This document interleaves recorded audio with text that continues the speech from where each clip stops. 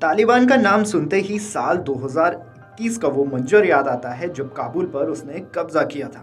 उस दौरान अमेरिका और सहयोगी देशों की सेनाओं ने जैसे ही अफगानिस्तान से अपना हाथ पीछे किया, उस दौरान सत्ता में तालिबान की एंट्री हुई। अचानक हुए इस बदलाव की चर्चा वैश्विक स्तर पर होने लगी। इस दौरान ये बदलाव भारत के लिए भी चुनौतीपूर्ण रहा था। वहीं तालिबान की सत्ता में वापस आने के बाद सबसे ज्यादा नुकसान पाकिस्तान को हुआ है। लेकिन अब भारत और तालिबान के बीच तमाम पाबंदियों के बाद रिश्ते सुलझते हुए नजर आ रहे हैं। इस बीच पाकिस्तान का भी जिक्र है।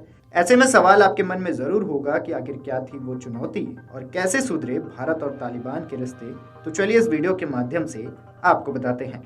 भारत की विदेश नीति की चर्चा पूरे विश्व में होती है, चाहे पाकिस्तान हो या अमेरिका। अब एक बार फिर भारत चर्चा में है, कारण तालिबान से सुधर रहे रिश्ते। तालिबान को भारत के प्रबल विरोधी के तौर पर जाना जाता था। ऐसा इसलिए क्योंकि 16 मई 1996 को नरसिम्हा राव के भारत के प्रधानमंत्री के तौर पर इस्तीफा देने के 4 महीने और 9 दिन बाद यानी 25 सितंबर 1996 को काबुल पर तालिबान का कब्जा हो गया। सत्ता में आने के बाद तालिबान के उठाए गए वो कदम आज भी लोगों के जेहन से बाहर नहीं है। खैर, साल 1996 और 2001 के कार्यकाल की तुलना में तालिबान 2.0 ने भारत के प्रति अपना रवैया बदला है, क्योंकि तालिबान के साथ संपर्क स्थापित करने का भारत का फैसला अब कारागार साबित हुआ है। इतना ही नहीं, भारत ने अफगानिस्तान के क्रिकेट को जिस तरह से मदद करके नए शिखर पर पहुंचाने में मदद की, उसका नतीजा इस बार T20 विश्व कप में देखने को भी मिला है। तालिबान और भारत के रिश्ते सिर्फ क्रिकेट तक ही नहीं, अफगानिस्तान में तालिबान और भारत का संपर्क व्यापार और दूसरे मामलों तक बढ़ रहा है। वर्तमान में भारत की अफगानिस्तान के विभिन्न प्रांतों में 500 परियोजनाएं चल रही हैं। मीडिया रिपोर्ट्स की माने तो रविवार 30 जून को संयुक्त राष्ट्र की अगुवाई में होने वाली दोहा बैठक के दौरान भी भारत के प्रतिनिधि से तालिबान डेलीगेशन की मुलाकात हुई। तालिबान के साथ संपर्क बढ़ाने की नीति का नतीजा रहा है कि अफगानिस्तान आज अपना व्यापार पाकिस्तान के रास्ते करने की बजाय ईरान के चारबाग पोर्ट से करने की तरफ बढ़ रहा है। चारबाग पोर्ट का निर्माण भारत ने किया है और इसी साल ईरान के साथ समझौते के तहत 10 साल के संचालन का अधिकार हासिल किया है।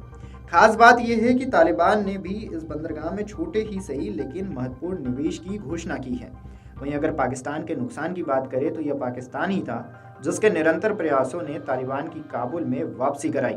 लेकिन जब भारत के प्रभाव विफल करने की बारी आई तो इस्लामाबाद की नीति का प्लान काम नहीं कर सका। इस्लामाबाद ने पाकिस्तान में होने वाले चरमपंथी हमलों के लिए खुलकर तालिबान सरकार को जिम्मेदार ठहराया और अफगानिस्तान के अंदर सैन्य कार्रवाई तक करनी पड़ी थी।